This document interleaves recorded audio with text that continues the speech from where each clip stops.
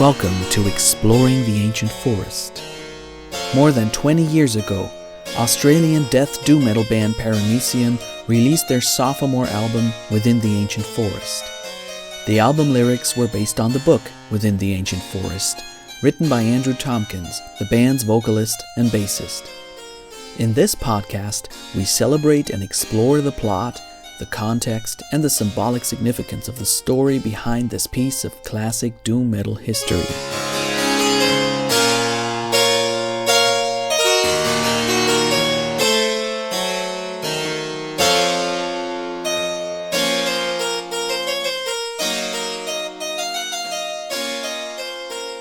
So hi, this episode is coming a bit late. Last weekend I was at a very special birthday party in Hamburg. So today you'll hear the final part of my analysis of Within the Ancient Forest, of the album lyrics.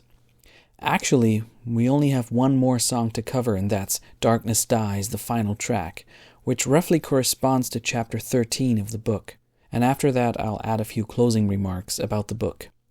Keep in mind that Within the Ancient Forest has recently been published for Kindle, along with my German translation, and you can get it on Amazon now at the incredibly low price of $3. Okay, so here we go.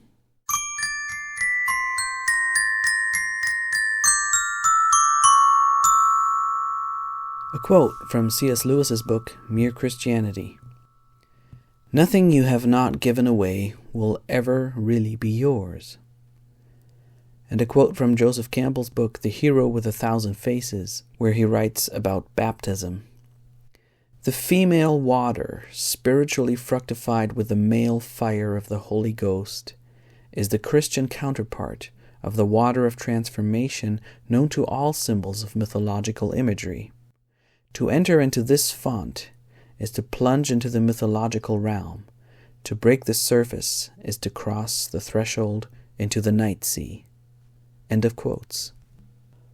The title of the final track of the album, Darkness Dies, recalls and cancels out that of the preceding track, Of My Darkest Hour. The lyrics heard on the album begin with a song sung by distant voices. In the book, this song is not heard until Dé-nyl has entered the baptismal pool in order to die to himself. We will get back to this song later. At the beginning of the narrative part of the lyrics, Dé-nyl is traveling along a golden path leading towards the fire tree and the castle of Garen. In chapters 11 and 12 of the book, after Dé-nyl has returned from under the ground and apologized to Destiny, the two have had some more brief adventures, including a surprise attack by one of the dragon's warriors, and discussions about people either walking away from the fire tree or camping in its light without entering the castle. The lyrics skip these episodes and concentrate on Dé-nyl's encounter with Garen inside the castle. In fact, Destiny is not even mentioned anymore in the lyrics. It is on the golden path that Dé-nyl realizes that his quest so far has really been a search for the fire tree and all that it stands for. Since Dé-nyl has been journeying through a forest, it only seems natural that the final object of his quest should take the form of a very special tree. So what does the burning tree stand for? Well, most obviously, it is a symbol of the cross of Jesus. The Bible verses quoted in the booklet strongly indicate that this is an allegory about the gospel. The fire tree is the place where, in the legend and in fact, Garen has, quote, died to bring life to mankind, unquote. But the fire tree is also a, quote, tree that burns whilst never consumed, unquote, and therefore associated with the burning bush that appeared to Moses in the book of Exodus, a symbol of eternity and the mysterious presence of the divine. Perhaps Destiny is no longer mentioned because the fire itself is a symbol of God's Spirit. The fire tree is an amalgamation of the many trees present in myths around the world. These trees are often trees of life and trees of knowledge, and therefore the tree is a most fitting object of Dé-nyl's quest, whose utmost desire has been to behold both truth and life, to quote from the song I Am Not Alive once more. Now it seems that he has finally reached his twofold goal. In the book, the tree is also the gate into the castle, in a way too complicated to describe here. The gospel connection is crystal clear. The tree is the way, the truth, and the life. As already mentioned, Garen's sacrifice epitomizes Jesus' crucifixion, but it also bears resemblance to the passions of other god-men. For example, the Norse god Odin's self-sacrifice on the great tree Yggdrasil, another tree of knowledge connection. See C.S. Lewis's Reflections on the Psalms, chapter 10, for ideas about the deeper connection between different passion stories. After burning to death, Garen has risen from the ashes like the phoenix. But unlike the phoenix's life cycle, this has happened once and for all, so that Garen now sits on his throne forever. Dé-nyl's encounter with him is now the last in a long series of legends come true.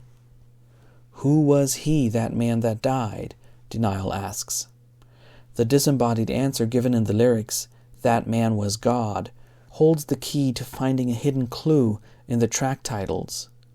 In Exordium, Song of the Ancient, I Am Not Alive, The Grave My Soul, Gone is My Former Resolve, Of My Darkest Hour, Darkness Dies. The initial letters of each title of the album make up the question, I-S-I-T-G-O-D, is it God? The question has thus built up over the course of the album. Dé-nyl has now gone far enough to see where he came from. It is now in the presence of the everlasting fire and the resurrected king that he realizes his quest has been for God. He really is the old man who seeks reunion with the ancient. And the final lesson that he learns is that, quote, in death there is life, unquote. He has found the Garen sword in an unlikely place of death and decay, and Dé-nyl will now find true life in the death of his own false self. This is why he enters the pool of water in the king's throne room. Not only does the image connect the ending of the story to the beginning, in the book he actually re-emerges from the forest lake he had crossed at the beginning of his quest. It also symbolizes the death to self aspect of baptism. Contrary to what some people think, baptism is not simply an initiation rite associated with a symbolic cleansing or a bath in the water of life. According to the New Testament, the water is meant to symbolize death and the denial of the old self. The rite is explicitly connected to the tale of Noah and the flood. Dé-nyl enters the pool of death, once again crossing the threshold into the unknown to find life. His denial, at last, is directed against himself, and in the book he gets a new name, Devout. By the way, the paradox that your true self cannot be found until you die to your false self is a very old one. The seed must fall into the ground and die in order to bring forth new life. There is also a striking contrast to Dé-nyl's passage over the forest lake in Exordium.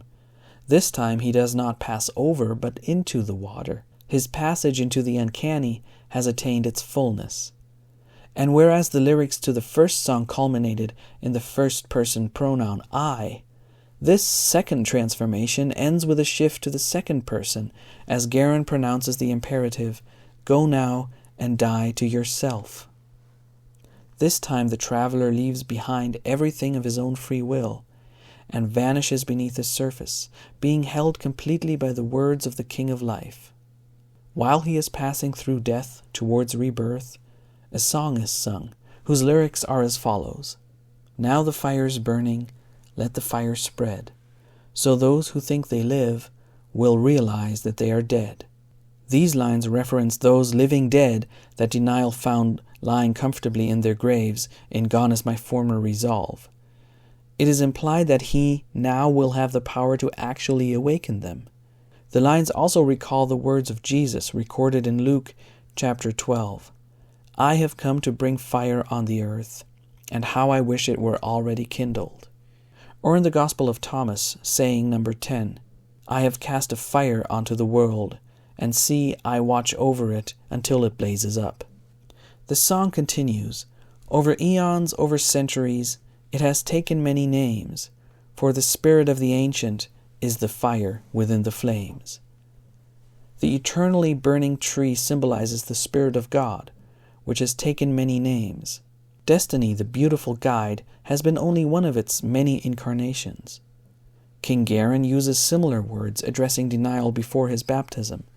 Quote, "Many have stood where you stand, and many will stand there in latter days." Unquote. This once more drives home the point that Dé-nyl is an everyman figure, like all allegorical travelers. Anybody could stand where he is standing, and many or all will at some point.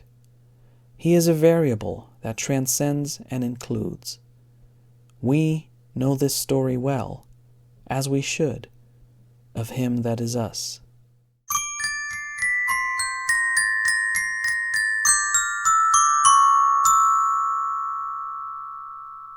So what can be said about the book in general? Well, a few things.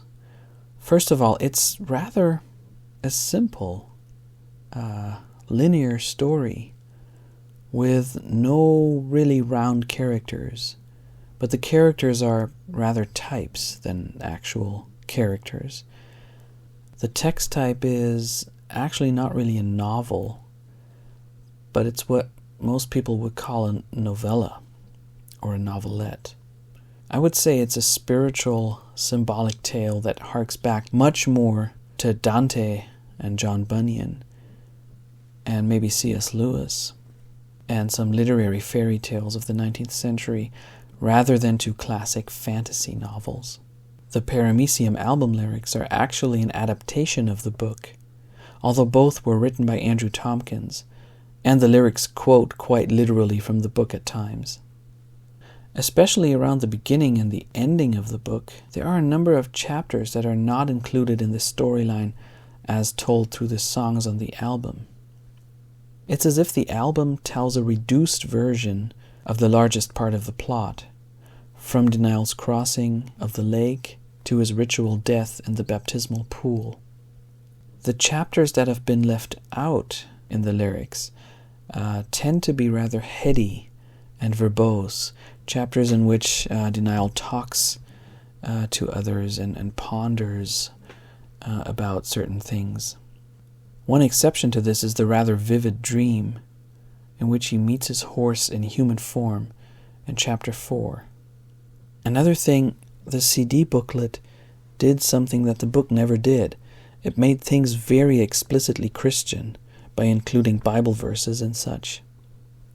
The book stays completely symbolic. I don't really know where that difference came from.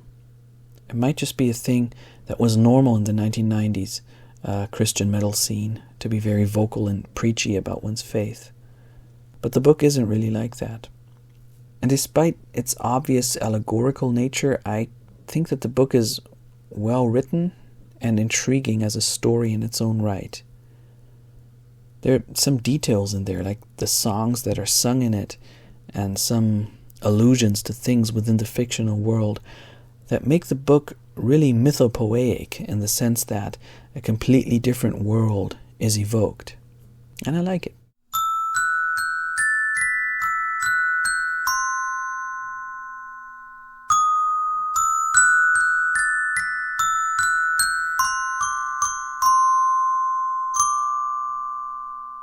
Yeah, that will be it for today.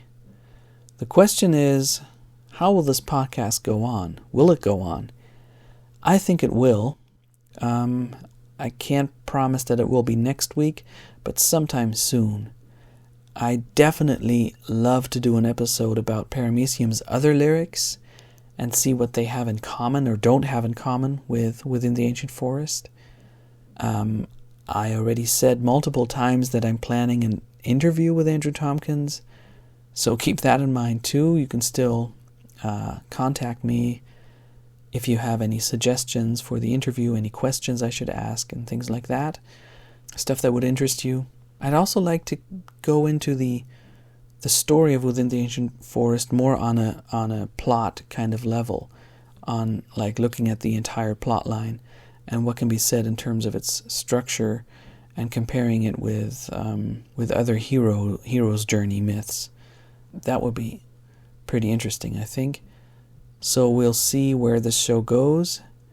Keep in mind you can find me on Facebook. Just look for Exploring the Ancient Forest, or on Instagram or on Twitter. You can send an email to ancientforestpodcast@gmail.com.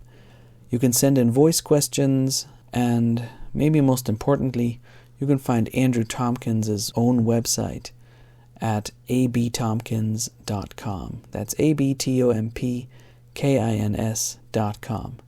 That was it from me today, and I'll talk to you next time.